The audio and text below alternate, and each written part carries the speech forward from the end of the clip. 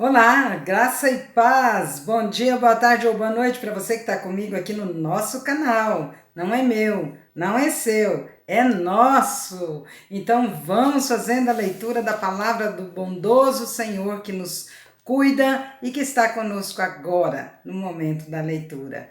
Que bom, né? Não estamos sós. Ele prometeu e ele cumpre.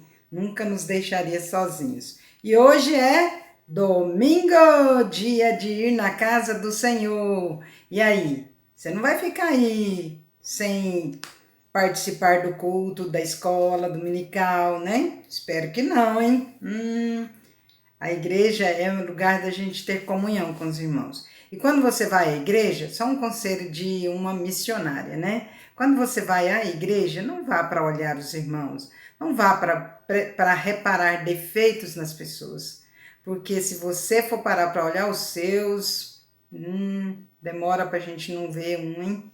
Demora para a gente ficar sem ver defeito na gente. Então, não vá para isso. Não vá para ver defeito no pastor, no grupo de louvor. Não vá para ver a pessoa que está com a roupa melhor do que a sua ou que está com a roupa pior.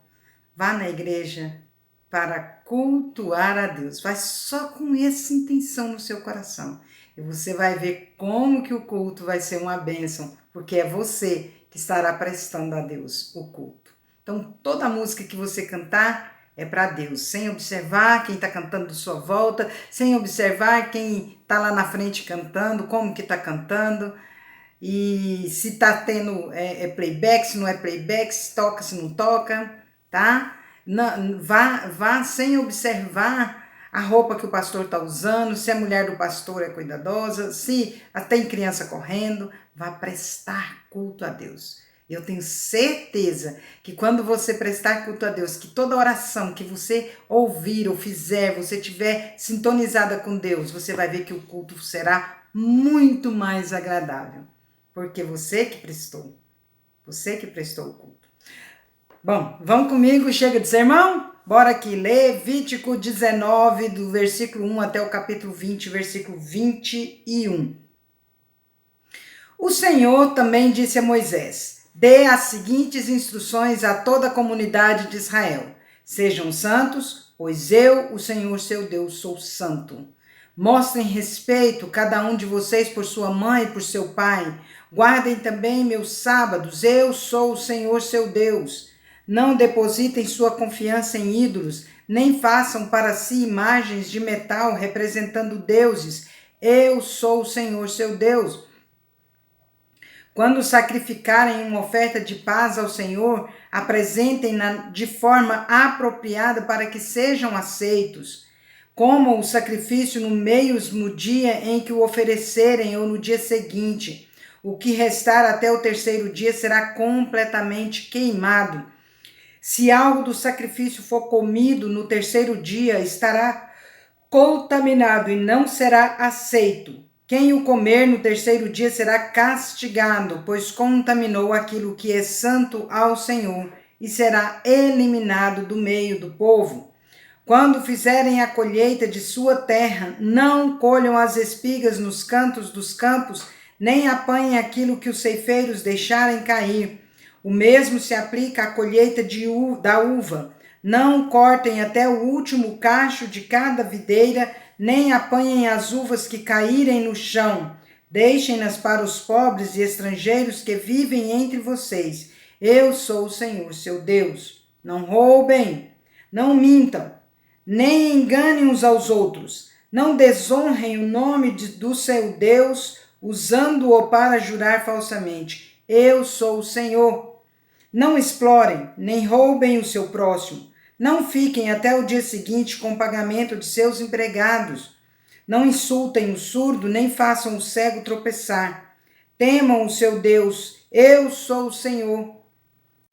Não distorçam a justiça em questões legais, favorecendo os pobres ou tomando partido dos ricos e poderosos. Julguem sempre com imparcialidade. Não vivam como difamadores no meio do povo. Não fiquem de braços cruzados quando a vida do seu próximo correr perigo. Eu sou o Senhor. Não alimentem ódio no coração contra alguns de seus parentes. Confrontem sem rodeios aqueles que errarem, para não serem responsabilizados pelo pecado deles. Não procurem se vingar, nem guardem rancor de alguém do seu povo, mas cada um ame o seu próximo como a si mesmo. Eu sou o Senhor. Obedeçam a todos os meus decretos. Não cruzem dois animais de espécies diferentes. Não plantem em seu campo duas espécies de semente. Não usem roupas tecidas com dois tipos de pano. Se um homem tiver relações sexuais com uma escrava cuja liberdade não foi comprada, mas que está prometida para ser mulher de outro, indenizará totalmente o senhor da escrava, uma vez que ela não é livre, nem o homem nem a mulher serão mortos. O homem levará um carneiro como oferta pela culpa e o apresentará ao Senhor à entrada da tenda do encontro. O sacerdote fará expiação por ele com o carneiro da oferta pela culpa, e seu pecado será perdoado.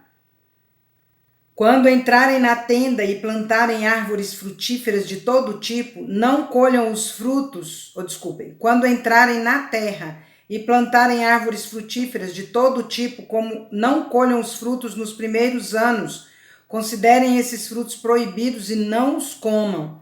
No quarto ano, consagrem toda a colheita ao Senhor como uma celebração de louvor. Por fim, no quinto ano, vocês poderão comer os frutos.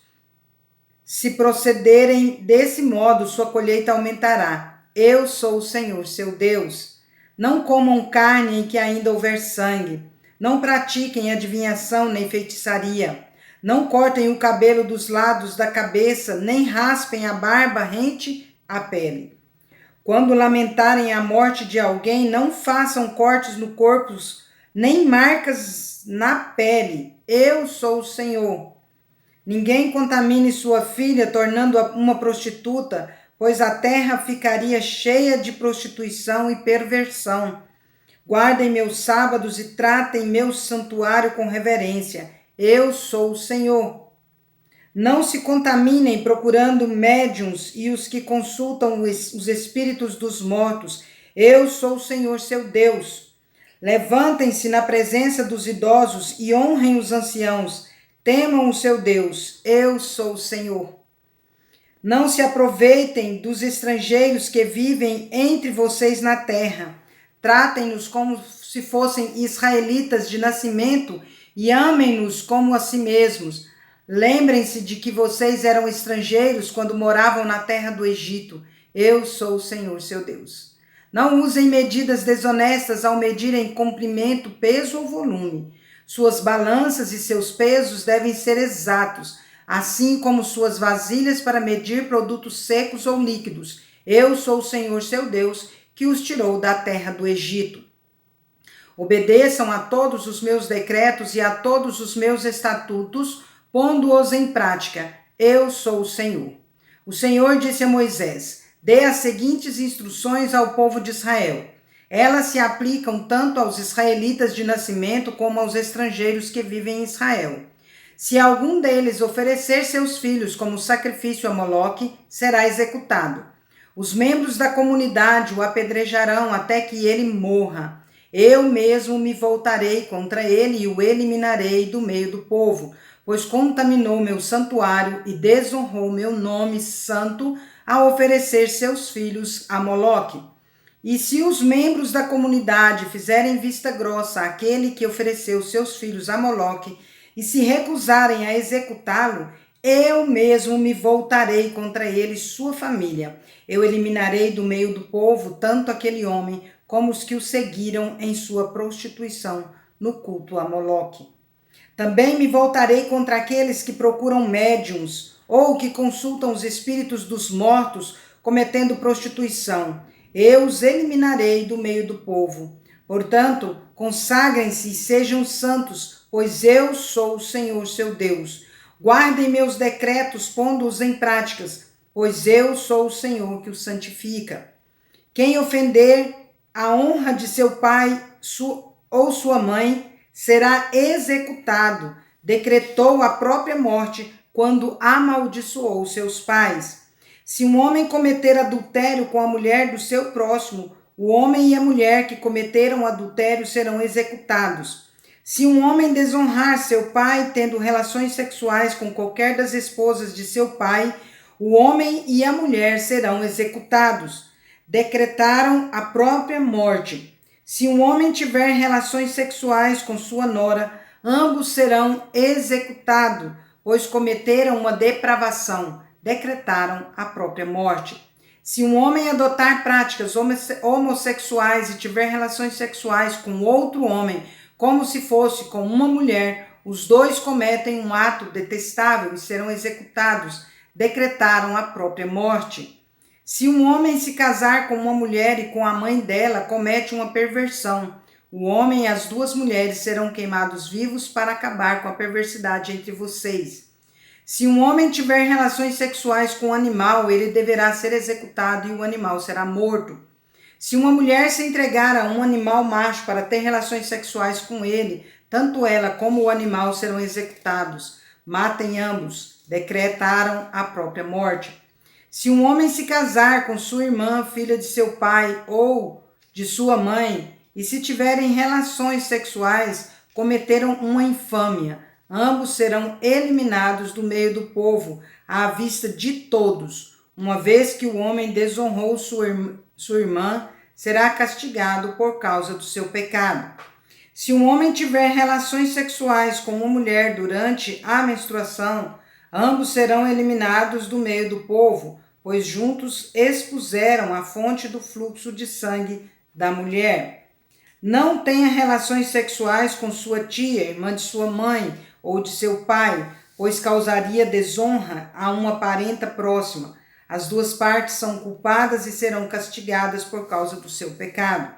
Se um homem tiver relações sexuais com a mulher do seu tio, desonrou seu tio. O homem e a mulher serão castigados por causa de seu pecado e morrerão sem filhos. Se um homem se casar com a mulher de seu irmão, comete um ato de impureza, desonrou seu irmão e o casal culpado ficará sem filhos. Marcos 8, de 11 a 38. Alguns fariseus vieram ao encontro de Jesus e começaram a discutir com ele. Para pô-lo à prova, exigiram que lhes mostrasse um sinal do céu. Ao ouvir isso, Jesus suspirou profundamente e disse: Por que este povo insiste em me pedir um sinal? Eu lhes digo a verdade. Não darei sinal algum aos homens desta geração. Então ele os deixou, entrou de volta no barco e atravessou para o outro lado do mar. Os discípulos, porém, se esqueceram de levar comida. Tinham no barco apenas um pão. Enquanto atravessaram o mar, Jesus os advertiu: Fiquem atentos, tenham cuidado com o fermento dos fariseus e de Herodes. Os discípulos começaram a discutir entre si, porque não tinham trazido pão. Ao saber do que estavam falando, Jesus disse: Por que discutem sobre a falta de pão? Ainda não sabem ou não entenderam? Seu coração está tão endurecido que não compreendem? Vocês têm olhos, mas não veem? Têm ouvidos, mas não ouvem? Não se lembram de nada? Quando repartiu 5 pães entre os 5.000, quantos cestos cheios de sobra vocês recolheram?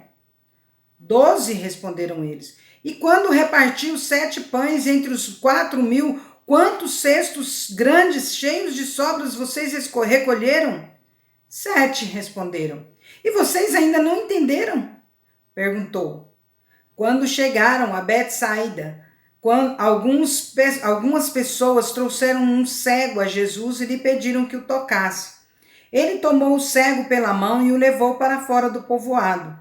Em seguida, cuspiu nos olhos do homem, pôs as mãos sobre ele e perguntou: Vê alguma coisa? Recuperando aos poucos a vista, o homem respondeu: Vejo pessoas, mas não as enxergo claramente. Parecem árvores andando. Jesus pôs as mãos sobre os olhos do homem mais uma vez e sua visão foi completamente restaurada. Ele passou a ver tudo com nitidez. Então Jesus se despediu dele e disse: Ao voltar para casa, não entre no povoado. É interessante isso aqui, né, gente? Quando a gente vê ali os discípulos comentando a respeito do pão que eles não tinham levado, Jesus os repreende. Vocês estão preocupados achando que eu estou falando do pão? Não estou falando disso. Eu estou falando para vocês tomarem cuidado com que aquele povo pode contaminar vocês. Porque quando a gente coloca um fermento na massa, ele leveda, a massa toda cresce, né? Então, o que ele estava dizendo é o que os fariseus pensam, o que os fariseus comentam, o que Herodes, qual a lei deles. Então, não se contaminem com isso, né? Jesus, então, repreende eles. Vocês não viram que eu multipliquei o pão? Será que vocês não viram que eu multipliquei pães? Vocês não estão lembrando de nada? Foi agora mesmo, fiz isso, né? Chama a atenção dele. E depois, então, ele vem aqui para curar esse cego. E não da primeira vez, que Jesus já havia feito outras curas, mas não cura da primeira vez, né? Ele cura por etapa. A gente pode perceber, eu não tenho assim uma explicação clara quanto a isso aqui, né?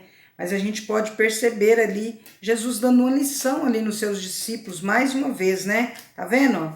Eu não quis curar da primeira vez, eu curei aos poucos aqui.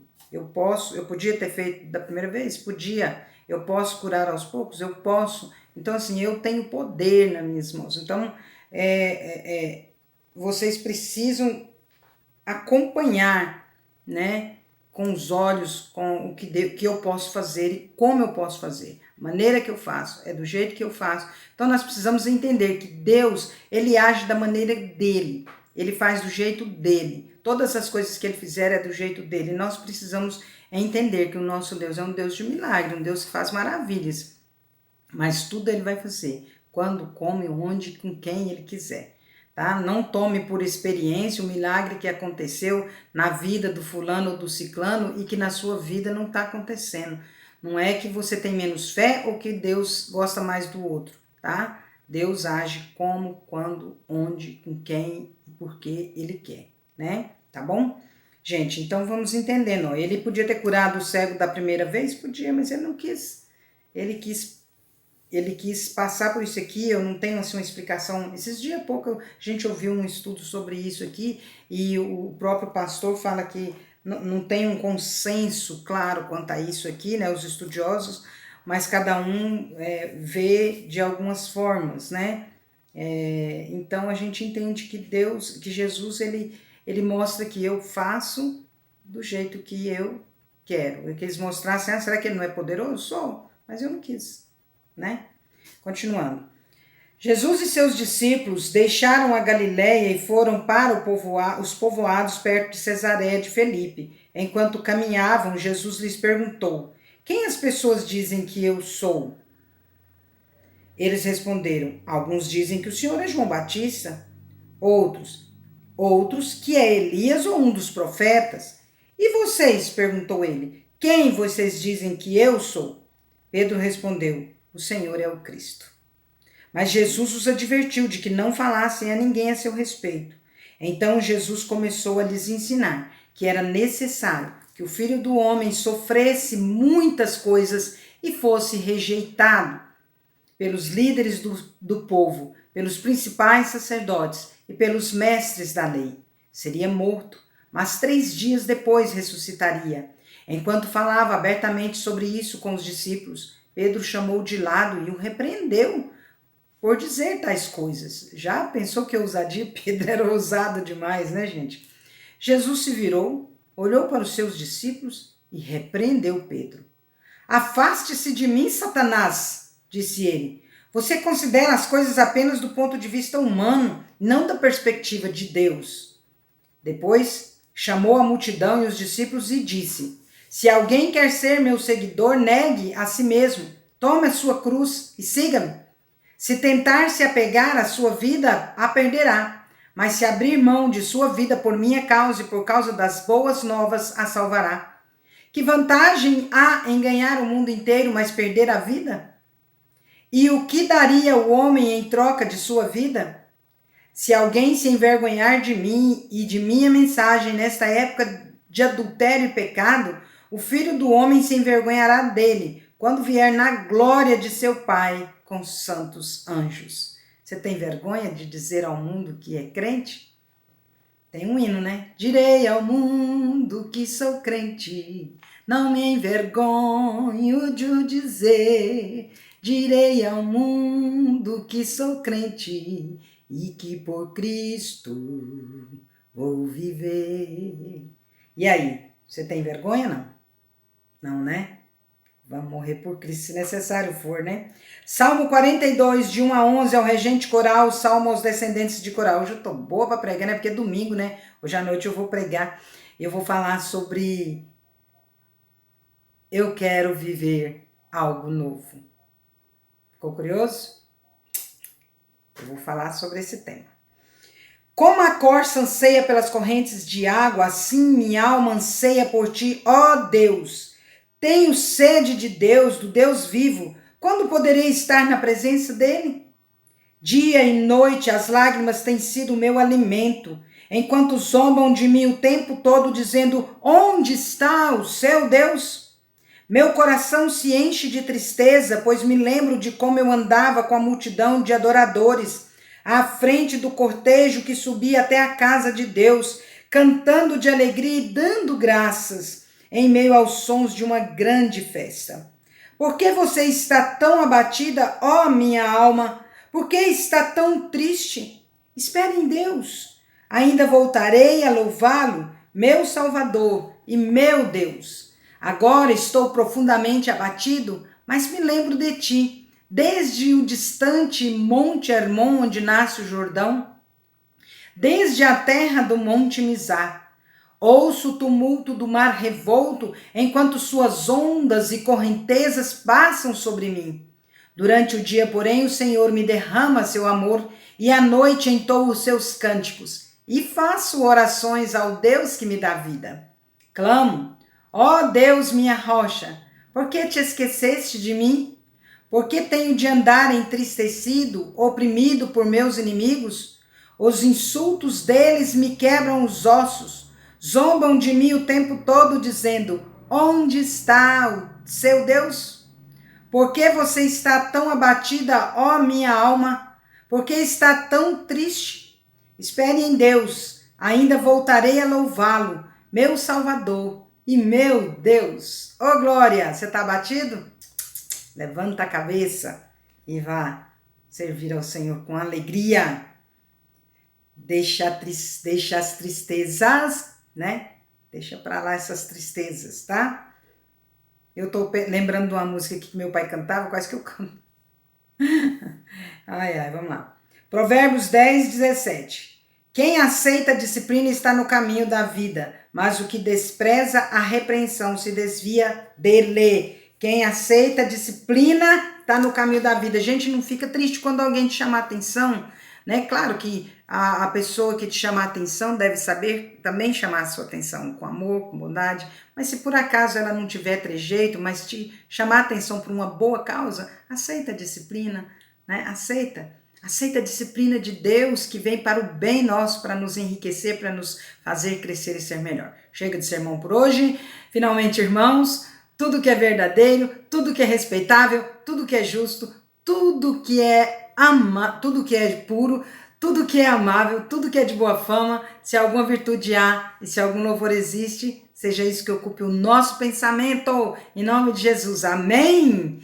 Deus é justo e bom, vai para a igreja, cumprimente todo mundo e fala: ó, Deus é justo e bom, Deus é justo e bom, Deus é justo e bom. Vamos?